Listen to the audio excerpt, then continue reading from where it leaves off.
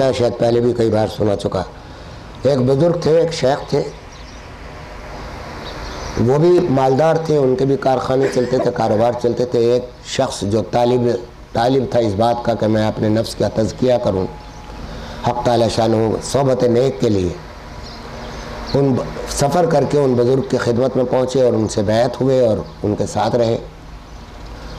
اب وہ دیکھتے ہیں کہ شیخ صاحب صبح کو اٹھتے ہیں، سارے کام تو کر رہے ہیں، فرائض ادا ہو رہے ہیں، سب کچھ ادا ہو رہا ہے، ذکر بھی ہو رہا ہے، لیکن اپنے کاروبار میں جا رہے ہیں اور کام کر رہے ہیں. تو ان کو یہ خیال ہوا کہ بھئی یہ تو بس فرائض کے حد تک معاملہ ہے اور کچھ زیادہ شیخ ایسے نہیں ہیں جن سے مجھے کوئی فائدہ ہوگا. تو یہ بدگمانی ہوئی. تو ایک روز آداب میں سے یہ ہے کہ اگر کوئی شخص بیعت ہو کسی سے اور اس کا دل اور اس کی مناسبت نہ ہو اپنے شیخ سے، تو پھر آداب میں سے یہ ہے کہ شیخ کو کسی وقت ادب کے ساتھ یہ بتا دے کہ مجھے مناسبت نہیں ہو رہی، مجھے فائدہ نہیں ہو رہا. یا تو وہ اس فائدے کی کوئی بات بتا دے گا کہ بھئی ممکن ہے کوئی بیچ میں مرض ہو، اس مرض کی وجہ سے فائدہ نہ ہو رہا، تو اس مرض کو دور کر دے گا. اور یا پھر اس سے کہے گا کہ بھئی دوسرا شیخ تلاش کر لو. تو انہوں نے بھی اس ادب کے تحت ان سے عرض کیا کہ مجھے کچھ فائدہ محسوس نہیں ہو رہا ہے، کیونکہ میں یہاں یہ دیکھتا ہوں کہ کاروبار دنیا زیادہ ہے اور آخرت کی فکر یہ ہے کہ فرائض ادا ہو گئے اور حرام سے بچ گئے. بہت بڑی بات ہوتی ہے، یہ بھی معمولی بات نہیں. اور ذمہ لیا ہے قرآن نے بھی اور حدیث میں رسول کریم صلی اللہ علیہ وسلم نے بھی کہ جو فرائض پورے ادا کر لے، حرام سے بچ جائے، جنت ہے، جنت کا وعدہ ہے، تو وہ جنتی. اب لیکن یہ کچھ اور چاہتے تھے کہ طریقت کے معاملات کو لوگ غلط سمجھتے ہیں، وہ بھی اس پر بھی کبھی بات کرنے کی ضرورت ہوئی تو انشاءاللہ کریں گے. تو انہوں نے کہا کہ اچھا کچھ دن اور رہو ساتھ ہمارے، اس کے بعد پھر تم جو تمہارا ارادہ ہوگا پھر وہ بتا دیں. تو ایک روز جا رہے تھے سیر کرنے کے لیے، مرید بھی تھے، شیخ بھی تھے. مرید نے کہا کہ جی دل چاہتا ہے کہ حج کریں. تو شیخ نے تھوڑی دیر گردن جھکائی، رکے اور ان کا ہاتھ پکڑا اور کہنے لگے ہاں بھائی دل تو ہمارا بھی چاہتا ہے کہ حج کریں.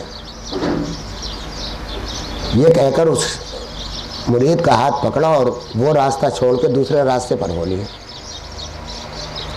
مرید نے پوچھا کہ حضرت کہاں جا رہے ہیں؟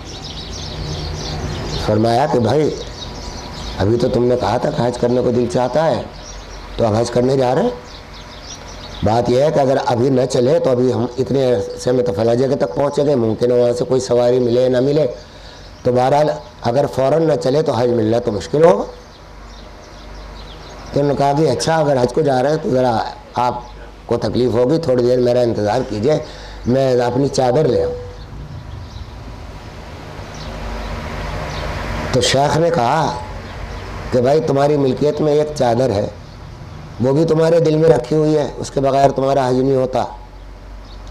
میرے تو اتنے کارخانے چل رہے ہیں، مجھے تو یہ خیال تک نہیں آیا کہ ان کارخانوں کا کیا ہوگا. جب حج ہی کرنے جا رہے ہیں تو بھائی میں نے تو کوئی انتظام بھی نہیں کیا کہ کارخانوں کے کسی کا معاملے کو کسی کے سپرد کر دیتا. تمہارے پاس ایک چادر ہے، وہ بھی تمہارے دل کے اندر رکھی. دنیا یہ ہے، دنیا وہ کارخانے نہیں ہے، دنیا یہ چادر ہے. سمجھے آپ کہ ایک شخص مالدار نہیں ہے، غریب ہے، لیکن جتنا ہے اس کے پاس دنیا، وہ ساری دنیا دل میں رکھی ہوئی. اور ایک شخص کے کارخانے چل رہے ہیں اور وہ دل کے باہر ہے، اس کی پرواہ ہی نہیں ہے کہ وہ رہتے ہیں یا نہیں رہتے، ان کا ہونا نہ ہونا اس کے لیے برابر. تو حضرت شیخ عبد القادر جیلانی رحمۃ اللہ علیہ کا بھی ذکر کیا تھا.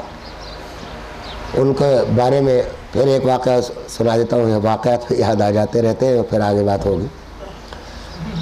تو فرمایا کہ مجلس ہو رہی تھی، بہت اولیاء اللہ سب جمع تھے، دعوت و ارشاد کی گفتگو چل رہی تھی. تو اس میں اچانک ایک سب شخص آیا اور اس نے آ کر خبر دی کہ حضرت ابھی ابھی اطلاع آئی ہے کہ آپ کا جو جہاز مال سے لدا ہوا آ رہا تھا وہ ڈوب گیا۔ تو آپ نے گردن جھکائی اور تھوڑی دیر کے بعد پھر گردن اٹھا کر کہا کہ الحمدللہ۔ پھر بات شروع کر دی جو مجلس چل رہی تھی۔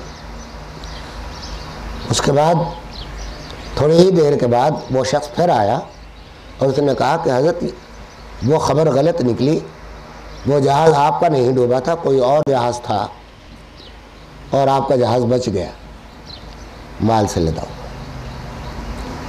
آپ نے پھر گردن جھکائی، کچھ دیر غور کیا اور اس کے بعد پھر گردن اٹھا کے کہا الحمدللہ اور گفتگو شروع کر دی۔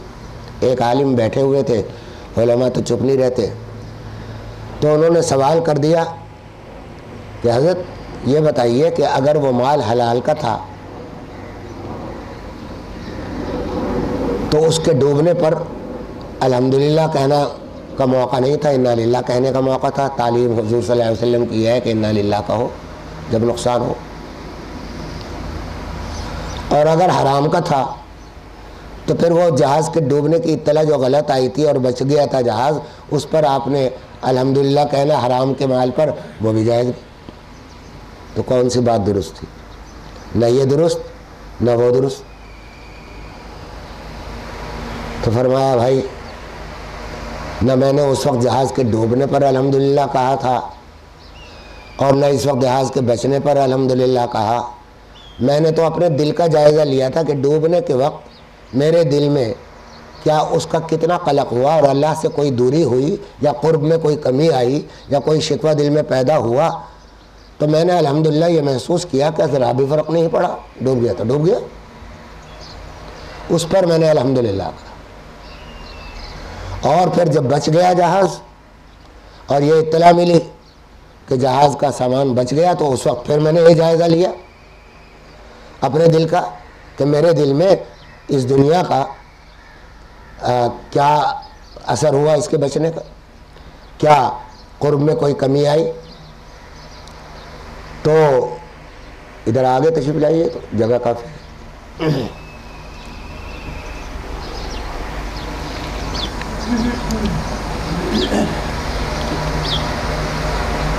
تو ایک تو دنیا کے بارے میں عرض یہ کرنا ہے، قرآن کریم یہاں دو چیزیں بتلا رہا ہے، ہمیں دو دشمنوں کی خبر دے رہا۔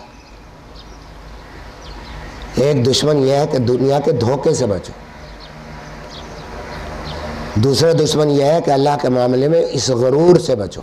غرور شیطان کو کہا ہے، اور یہ جو اردو میں ہم غرور کا لفظ استعمال کرتے ہیں تکبر کے معنوں میں، اطراحت کے معنوں میں، کہ اس کو اپنی مال پر بڑا غرور ہے، اس کو اپنے علم پر بڑا غرور ہے، یہ غرور بھی دھوکے ہی کے معنوں میں ہے کہ یہ اپنے مال کے معاملے میں دھوکے میں پڑا ہوا ہے، اپنے علم کے معاملے میں دھوکے میں پڑا ہوا ہے۔ تو یہ غرور اصل میں دھوکے کا نام ہے۔